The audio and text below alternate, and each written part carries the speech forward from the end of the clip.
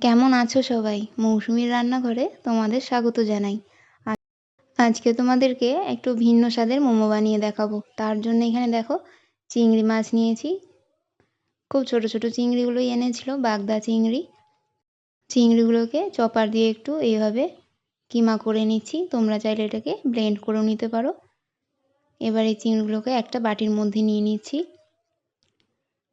আমার ছেলে মাছ খেতে পছন্দ করে না। তাই ওকে মাছ খাওয়ানোর জন্য বিভিন্ন ধরনের পথ আমাকে অবলম্বন করতে হয়। তাই এইভাবে মোমোর মধ্যে চিংড়ি মাছের পুর ভরে দিয়েছিলাম। খুবই ভালো হয়েছিল খেতে। ছেলে তো চেটেপুটে খেয়েছে।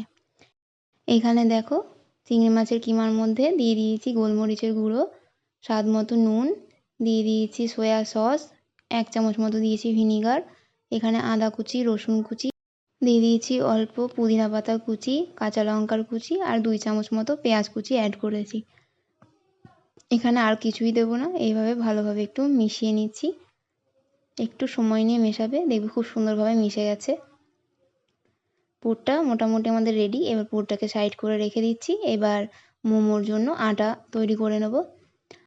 মোমোটা যাতে দেখতে একটু আকর্ষণীয় হয় তার জন্য এখানে আমি বিট কেটে নিয়েছি। বিটটাকে বেশ ভালোভাবে ছুলে এটাকে কেটে সেদ্ধ করে রসটা বের করে নেব। এটা দিয়ে আটাটা মাখলে খুব সুন্দর একটা কালার আসবে। আর বাচ্চারা তাই তো, যদি একটু আকর্ষণীয় হয় খাবারটা দেখতে, তবে দেখবে তারা ঝাঁপিয়ে পড়েছে খাবারের ওপর। এ দেখো কাটা হয়ে গেছে। এবার এটা সেদ্ধ করে নিচ্ছি। অল্প জল দিয়ে সেদ্ধ করে নেব। যাদের বাড়িতে বাচ্চা আছে এইভাবে যদি মোমো বানিয়ে দাও, যারা মাছ খেতে পছন্দ না করে তারাও এই মোমোটা খেতে পছন্দ করবে এইভাবে যদি বানিয়ে দাও। এখানে দেখো আমার জলটা রেডি করা হয়ে গেছে। ওটাকে সাইডে রেখে দিলাম ঠান্ডা হওয়ার জন্য। আর এখানে একটা পাত্র নিয়ে তার মধ্যে 1 বাটি ময়দা, স্বাদ মতো নুন আর 1 চামচ মতো সাদা তেল দিয়ে ভালোভাবে মেখে নিয়ে অল্প অল্প করে জল দিয়ে একটা স্মুথ ডো তৈরি করে নিচ্ছি। আমি এটাকে সাদাই রাখবো। তার জন্য এর মধ্যে আমি ওই বিটের রসটা ব্যবহার করিনি। দেখো এখানে মাখা হয়ে গেছে। আমাদের সাদা ডোটা পুরোপুরি রেডি। এবারে যে বিটের রসটা তৈরি করেছিলাম সেটা দিয়ে ময়দা মেখে নেব। তার জন্য এখানে 1 বাটি ময়দা নিয়েছি আর এর মধ্যে দিয়ে দিলাম স্বাদ মতো নুন, 1 চামচ মতো সাদা তেল। ভালোভাবে মিশিয়ে নিয়ে এবার বিটের যে রসটা তৈরি করেছিলাম সেটা দিয়ে একটা স্মুথ ডো তৈরি করে নিতে হবে। দেখবে এটাতে কত সুন্দর কালারটা আসবে। দেখো এদিকে আমাদের এই বিটরুটের ডোটাও তৈরি। এবারে চলে যাব মোমো বানানোর জন্য। এখানে আগে লেচিগুলো কেটে নিচ্ছি। ছোট ছোট করে লেচিগুলো কাটছি।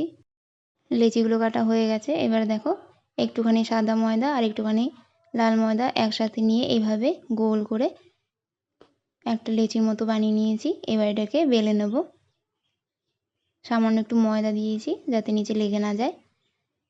এবার খুব পাতলা করে একটা রুটির মতো বেলতে হবে। কম বেশি তোমরা সকলেই জানো কিভাবে মোমোটা বানাতে হয়।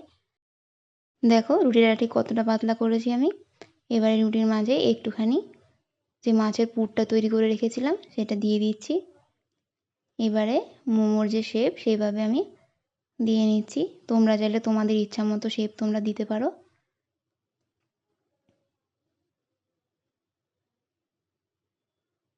একটু ধৈর্য ধরে এইভাবে যদি দাও মোমোটা দেখতে খুবই সুন্দর হবে।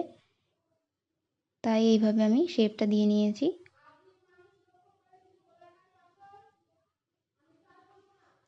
একটু অসুবিধা হচ্ছিল যেহেতু প্রথমবার এইভাবে আমি মোমোর শেপটা দিচ্ছি।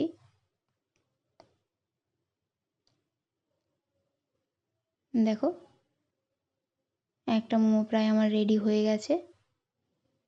দেখে হয়তো বুঝতেই পারছো কত সুন্দর হয়েছে মোমোটা। এটা স্টিম করার পর আরও সুন্দর লাগবে দেখতে।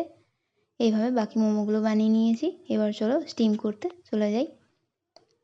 এখানে একটা ডেচকি নিয়েছি। ডেচকির মধ্যে সামান্য জল নিয়ে নিয়েছি। আর ওপরে আমি এই ফুটো থালাতেই মোমোগুলোকে স্টিম করে নেব। তোমাদের কাছে যদি মোমো স্টিমার থাকে অবশ্যই তাতে স্টিম করে নিও। যাদের কাছে নেই তারা এই প্রসেসে করতে পারো। এবারে এই থালার ওপরে একটুখানি তেল আমি ব্রাশ করে দিয়েছিলাম যাতে মোমোগুলো নিচে লেগে না যায়। মোমোগুলোকে সাজিয়ে দিচ্ছি। মোমোগুলো বেশ ভালো করে সাজিয়ে দেওয়া হয়ে গেলে আমি এটাকে স্টিম করে নেব 15 মিনিট পর্যন্ত। মোমোর যে চাটনিটা হয় গ্রিন চাটনি, আজকে সেটা আমি বানিয়ে দেখাচ্ছি তোমাদেরকে একটু আলাদাভাবেই। এখানে দেখো আমি পুদিনা পাতা নিয়েছি, বাগানে ফ্রেশ পুদিনা ছিল, আর তার মধ্যে একটা কাঁচা লঙ্কা, 1 কুচি রসুন আর একটুখানি আদা, আর দিয়ে দিলাম সামান্য পরিমাণে নুন। ভালোভাবে পেস্ট করে নিয়েছি। এবার এর মধ্যে 1 চামচ মতো লেবুর রস দিয়ে দিচ্ছি। লেবুর রসটা দিলে পরে এর কালারটা খুবই সুন্দর থাকে আর একটা খুব সুন্দর একটা ফ্লেভারও আসে। দেখো এদিকে আমাদের মোমোটাও প্রায় রেডি। দেখো কত সুন্দর হয়েছে মোমোগুলো, কালারটা খুব সুন্দর এসেছে। এবার এটা আমি নামিয়ে সার্ভ করে দিচ্ছি। দেখো কত সুন্দর হয়েছে। ভিডিওটা যদি ভালো লাগে তবে অবশ্যই একটা লাইক করে দিও, আর বাড়িতে এভাবে অবশ্যই বানিয়ে খেয়ে